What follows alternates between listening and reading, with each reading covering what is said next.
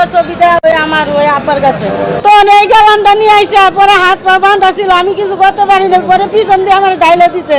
আমি 2 তারিখে গাবতলী যাই গরু দেখতে, গরু দেখা দেওয়ার পরে দেখি অনেকগুলা লোকজন। তখন আমি লুকে করে বললাম যে ভাই জানি কি হয়েছে।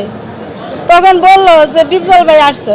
তো বললাম তাহলে ডিপজল ভাই আসছে, আমিও তো তার ভক্ত, ছবি দেই, তাহলে আমি তার সাথে 2টা কথা বলবো। এই কথা কয়ে আমি চেম্বারে যাই ডিপজল ভাইয়ের সালাম দিলাম যে ভাই আসসালামু আলাইকুম, আপনার সাথে 2টা কথা বলবো, আমি আপনার ভক্ত।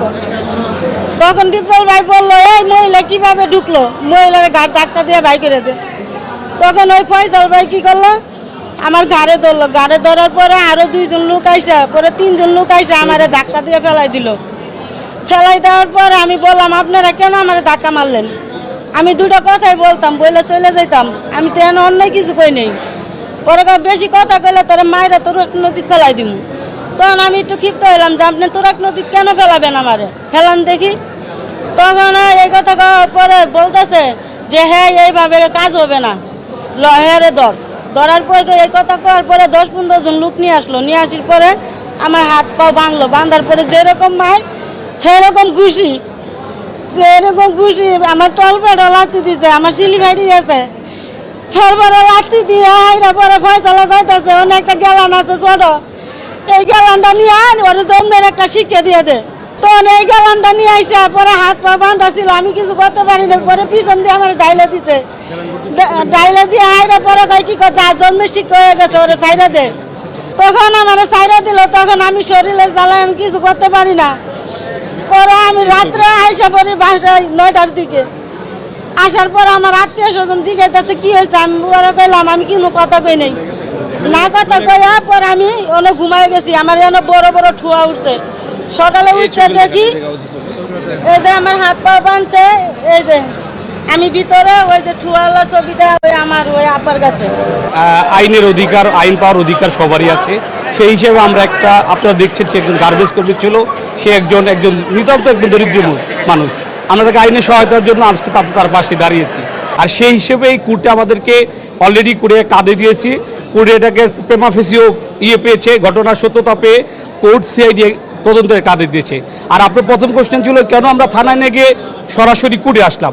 একটা নিতান্ত দরিদ্র লোক, এবং আপনারা সবাই জানেন মনোয়ার খান ডিপজল একজন প্রভাবশালী এবং তার ব্যাপক প্রভাব আছে, সেটা বলার বাইরে, সবাই জানে। তার বিরুদ্ধে আমরা অবশ্যই বাদীনি থানায় গিয়েছে, থানায় যে কোনো প্রতিকার নেবে, অনেকদিন ঘুরেছে, সরাসরি সে আমাদের সাথে যোগাযোগ করেছে। আমরা তাকে আইনি সহায়তার জন্য আমরা স্যার কোর্টের দ্বারস্থ হয়েছি। এই মনোয়ার হোসেন ডিপজল যে কিনা সাবেক ফ্যাসিস্ট শেখ হাসিনার একজন অন্যতম দোসর, সে এই ডামি নির্বাচন এবং যে বিগত সালে যে নির্বাচনগুলো হয়েছে সেই নির্বাচনে সে শেখ হাসিনার তসবি টিপে সে টিকিট কেটেছেন। এই স্বাধীন বাংলাদেশে 2024-এ যারা ছাত্র জনতা রক্ত দিল, সেই 24-এর পরে একজন নারীর পরে এই বিভৎসকর মর্যাদা হয়েছে একটা ঘটনা আমরা দেখতে পেলাম।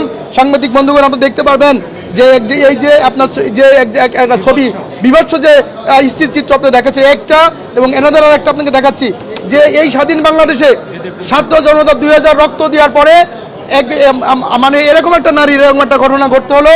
আমরা আইনজীবী সমাজ, আমরা যারা রাষ্ট্রপক্ষের আইনজীবী যারা আছি, আমরা ব্যথিত, আমাদের হৃদয়ে রক্তক্ষরণ হচ্ছে। আপনারা জানেন এই নারী আপনার সংশ্লিষ্ট যে থানা, সেই থানাতে এই বিষয়ে অভিযোগ দেওয়ার জন্য যায়। মনোয়ার হোসেন ডিপজল ওই অঞ্চলে এতটাই বেশি প্রভাবশালী যে কিনা থানাটা তার এখনও থানা পুলিশ কোর্ট এবং ওসি তার কন্ট্রোলে। আমি ওইখানকার যে ওসি, সংশ্লিষ্ট ওসি, তার সঙ্গে আমি মুঠোফোনে কথা বলেছি মামলাটা নেওয়ার জন্য, কিন্তু সে গড়িমসি করেছেন। আমার সহকর্মী লানেট অ্যাডভোকেট সায়েম, তার সঙ্গে পরামর্শ করে আমরা এটা মানবিক দৃষ্টিকোণ থেকে এই সিএমএম আদালতে আমরা এই শেয়ার মামলাটা ফাইল করেছি। সাংবাদিক বন্ধুগণ, আপনাদের বলতে চাই এই মনোয়ার হোসেন ডিপজলের মতো যারা রক্তচক্ষু দিয়ে এই আমাদের এই মা বোন এবং যে আপনার যে ভিকটিম আজকে এই আদালতে হাজির হয়েছে, আমরা চাই ন্যায় বিচারের পথ সুদৃঢ় হোক। আমরা চাই সে ন্যায় বিচার পাক, যাতে করে আর কোনো বোন তাকে এই অ্যাসিড দিয়ে তাকে এই বুক ঝলসে না দেওয়া হয়। আমরা আগে শুনেছি যে অ্যাসিড ছুড়বেন তো মরবেন। বিগত সালে দেখলাম যে যত নারী নির্যাতন হয়েছে, সেই নারী নির্যাতনের মামলা এটা কিন্তু আপনার বিচার সেইভাবে শেষ হয়নি। শেষ হয়নি বলেই এই সমস্ত মনোহর হোসেন দীপজল এবং তাদের দোসররা এই কাজ করতে তারা সাহস পায়। আমি ডক্টর ইউনূস সরকার ইন্টারিম গভর্নমেন্টকে বলবো এই বিচারটা দ্রুত বিচারের মাধ্যমে, স্পিডি ট্রায়ালের মাধ্যমে, আমাদের নান শিশু আইন আছে, দ্রুত বিচার আছে, অ্যাসিড আইন আছে, পেনাল কোড আছে, সব কিছু একসাথে একত্রিত করে আমরা যেন এই ন্যায় বিচারের জন্য এই বিচারটা দ্রুত হোক এবং এই বোনটা ন্যায় বিচার পাই। সবাইকে ধন্যবাদ। আসসালামু আলাইকুম।